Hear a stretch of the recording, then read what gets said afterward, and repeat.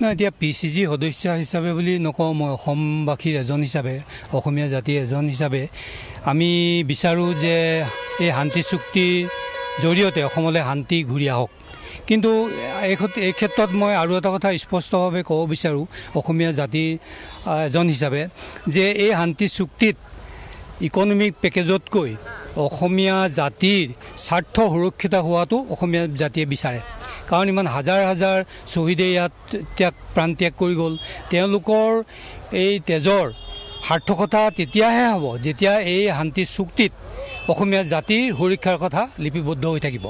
এতিয়া মই কিছুমান কথা জনামতে ইয়াৰ কিছুমান বহুত সৰু সৰু ক্লজ আছে। গতিকে এই ক্লজখিনি ধৰক কালি যেতিয়া আজি পেপাৰত দিব, আজি ধৰক কি কয় প্ৰেছ মিটৰ যোগেদি তেওঁলোকে দিব, কালিলৈ গোটেই কথাখিনি স্পষ্ট হ'ব।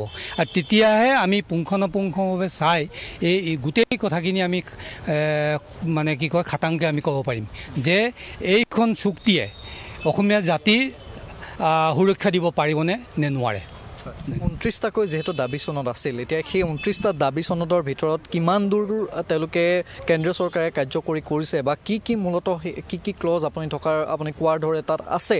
এতিয়াও গোটেই বিষয়টো যিহেতু দুধুৰ মুধুৰত আছে, গতিকে আপুনি কেনেধৰণে ভাবে? আৰু বাৰে বাৰে যিটো খিলঞ্জীয়াৰ কথা কৈছিল, খিলঞ্জীয়াৰ সুৰক্ষাৰ কথা কৈছিল, কিন্তু তাৰ মাজতে যিহেতু আৰু এটা প্ৰক্ৰিয়া হৈ গ'ল সমষ্টি পুনৰ নিৰ্ধাৰণ, কাৰণ সৰহসংখ্যক সমষ্টিকেই খিলঞ্জীয়াৰ বাবে সুৰক্ষা দিবৰ বাবে অন্যতম সেইটো এটা দাবী আছিল, কিন্তু তাৰ মাজত যিহেতু সমষ্টি পুনৰ নিৰ্ধাৰণ হৈ গ'ল, গতিকে এনেকুৱা ধৰণৰ কথা বতৰাবোৰো তাৰ মাজত সোমাই যিহেতু আছে, গতিকে আপুনি কেনেধৰণে গোটেই বিষয়টো চাইছে?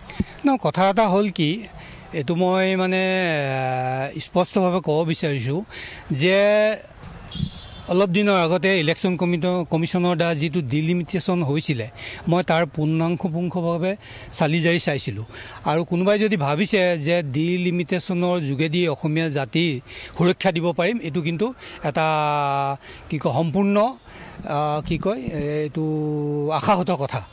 কেতিয়াও ডিলিমিটেশ্যনৰ যোগেদি আমি অসমীয়া জাতিক সুৰক্ষা দিব নোৱাৰোঁ। আৰু ডিলিমিটেশ্যন যদি সুৰক্ষা দিবলৈ যায়, ডিলিমিটেশ্যন 26 চনৰ পিছত ডিলিমিটেশ্যন হ'ব, অসমৰ কি কয় চিটৰ সংখ্যা বাঢ়িব। তে ডিলিমিটেশ্যনৰ ফলত অসমৰ বিশেষকৈ উজনি অসমৰ জনসংখ্যা এতিয়াই কম, যাৰ ফলত শিৱসাগৰ জিলাত এটা সমষ্টি কমাব লগা হ'ল। 26 চনৰ পিছত আৰু জনসংখ্যা কমিব, তেতিয়া আৰু উজনি অসমত আমাৰ চিট কমিব। ফলত কি হ'ব, উজনি অসমৰ কি কয় খিলঞ্জীয়া মানুহৰ চিট কমিব।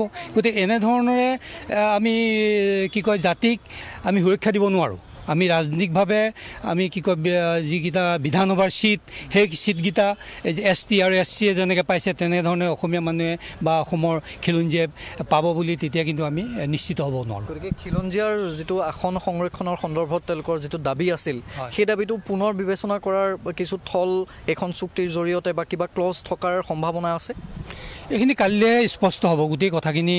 আমি যিহেতু বিভিন্ন ক্লজ আছে, গতিকে সেই ক্লজখিনি কালিলৈ চালি জাৰি চালেহে আমি গম পাম, তেতিয়াই আমি মতামত দিলে ভাল হ'ব। এতিয়া নহ'লে মই অনুমানত ক'ব লাগিব।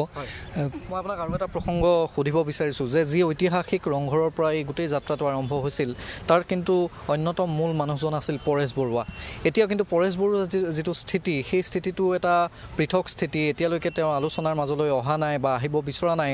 আৰু তাৰ সমান্তৰালভাৱে এই যিখন চুক্তিখন আজি স্বাক্ষৰিত হ'ব, গতিকে দুটা দিশ দুটা মেৰুত থকাৰ দৰে গোটেই বিষয়টো হৈছে নেকি? সেইটোতো হয়। 79ত আমি একেলগে আছিলোঁ গোটেইখিনি, আৰু যিটো লাকুৱাত আমি একেলগে এখন সভাৰ যোগেদি এই জাতীয় সংগ্ৰাম আৰম্ভ কৰিছিলোঁ। আমি সপোন দেখিছিলোঁ, এই সপোনৰ বাস্তৱতা কিমান পাইছে আমি নামাইছে নাজানো। কিন্তু কথা হ'ল কি, মই ভাবোঁ যিহেতু তেওঁলোকে কি কয় আলফা স্বাধীন কৰিলে, এওঁলোকে আলফা কৰিলে, গতিকে আলফাৰ লগত মই ভাবোঁ এতিয়া এই অধ্যায়টো ইমানতে সমাপ্ত কৰাটো ভাল হ'ব। আৰু যিখন চুক্তি কৰিছে, চুক্তিত কি আহে নাই নাজানো, কালিলৈ স্পষ্ট হ'ব। যিখিনি পায় তাকে ভাৰত চৰকাৰে বা অসম চৰকাৰে ৰূপায়ণ কৰিব লাগে। গতিকে ৰূপায়ণ কৰিলে আমি দেখিছোঁ ভাৰত চৰকাৰে কি ধৰণৰ ৰূপায়ণ কৰিছে, অসম চুক্তিয়ে তাৰ প্ৰমাণ। গতিকে তেওঁলোকৰ আগ্ৰহ থাকিলে, ইচ্ছা থাকিলে কালিলৈ যিকণ আছে সেইকণে হ'ব পাৰে। তাৰপিছত এই অধ্যায়টো শেষ হোৱাৰ পিছত পৰেশ বৰুৱাৰ লগত ভাৰত চৰকাৰে কি কয় আলোচনা আৰম্ভ কৰিব লাগে। তেওঁ বিদেশত থাকি আলোচনাটো আৰম্ভ কৰিব লাগে। তেতিয়া অসমীয়া ৰাইজৰ ক্ষোভ আৰু অসমীয়া কি জাতিৰ যদি অস্তিত্বৰ সংকট সেই সংকটখিনি দূৰ কৰিবৰ কাৰণে তেওঁলোকে আলোচনা বিলোচনা কৰিলে আমি ভাবোঁ সুফল পোৱা যাব বুলি মই মানে ভাবোঁ ব্যক্তিগতভাৱে। আনুষ্ঠানিকভাৱে যিহেতু 2005 চনমানৰ পৰাই আপুনি এই গোটেই আলোচনা প্ৰক্ৰিয়াটোত তেতিয়াৰ পৰা আপোনালোক যিহেতু আছে আনুষ্ঠানিকভাৱে, এতিয়া কথা হৈছে যে যিসকল শীৰ্ষ নেতা তাত উপস্থিত আছে তেওঁলোকৰ সৈতে ব্যক্তিগতভাৱে আপোনাৰ কিবা যোগাযোগ বা তেওঁলোকৰ সৈতে এই বিষয়টোত আলোচনা কৰা হৈছে নেকি বা তেওঁলোকে আপোনালোকক কি কয়? নহয়, এতিয়াতো আজিলৈকে মই ধৰক ফোনাফোনি কৰিয়ে আছোঁ তেওঁলোকৰ লগত, কিন্তু গোটেই বিষয়টো মানে ধৰক এতিয়া কি ক'ম, কালিলৈ গোটেই বস্তুটো চালেহে গম পোৱা যাব তেওঁলোকে মানে কি কৰিছে আৰু কথা আমাৰ লগত যিখিনি আলোচনা হৈছিল সেইখিনি তাত বা জনসাধাৰণক যি আশ্বাস দিয়া হৈছিল সেইখিনি চুক্তিত স্থান পাইছে নে নাপাইছে। আৰু ভাৰত চৰকাৰ আমোলা বৰ মানে তেওঁলোকে কি কয় বৰ কুটিল, কাৰণ আমি আলোচনা কৰোঁতে পাইছোঁতো তেওঁলোকক।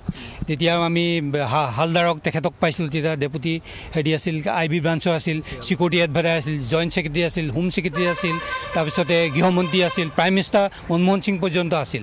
আমি তেওঁলোকক পাইছিলোঁ, তেওঁলোকে কেনেধৰণেৰে কি কয় সেই কথাবোৰ লিপিবদ্ধ কৰিব পাৰে, এনেকুৱা এটা ইংৰাজী শব্দ তেওঁলোকে মানে কৰিব পাৰে যিটো মানে আমি ধৰক ধৰিবই নোৱাৰিম। ঠিক তেনেধৰণে তেওঁলোকৰ মাজত যিবোৰ মানুহ আছে সংবিধানত কথা এটা থাকিব, চুক্তিত কথা এটা থাকিব। কালিলৈ যদি কোনোবাই কি কয় কেছ কৰি দিয়ে তেতিয়া সংবিধানৰ কথাটো ৰজিব নে চুক্তিৰ কথাখিনি ৰজিব, এনেধৰণৰ কথা কিছুমান আছে। সেইকাৰণে কালিলৈ গোটেই কথাখিনি প্ৰকাশ পোৱাৰ পিছতহে গোটেই কথাখিনি স্পষ্ট হ'ব। হ'লেও আপুনি আশাবাদী? নিশ্চয় আশাবাদী হ'ব লাগিব। অসম চুক্তিত আমি আশাবাদী আছিলোঁ, পিছততো আমি গম পালোঁৱেই কি হ'ল। এতিয়াও আমি আশাবাদী, আৰু অসমত শান্তি স্থাপন হওক, পৰেশ বৰুৱা হওক, অসমত শান্তি স্থাপন হওক, অসমৰ উন্নতি হওক আমি বিচাৰোঁ।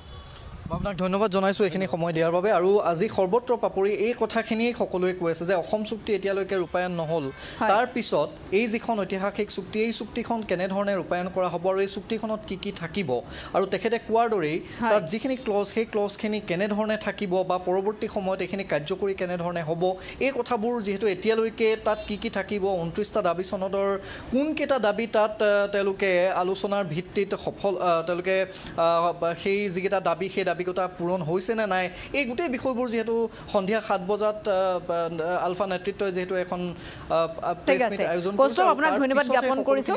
আমি এইদৰে আগবঢ়াই আছোঁ ৰাজ্যৰ বিভিন্ন প্ৰান্তত এতিয়া প্ৰাক মুহূৰ্তত প্ৰতিক্ৰিয়া প্ৰকাশ কৰা পৰিলক্ষিত হৈছে।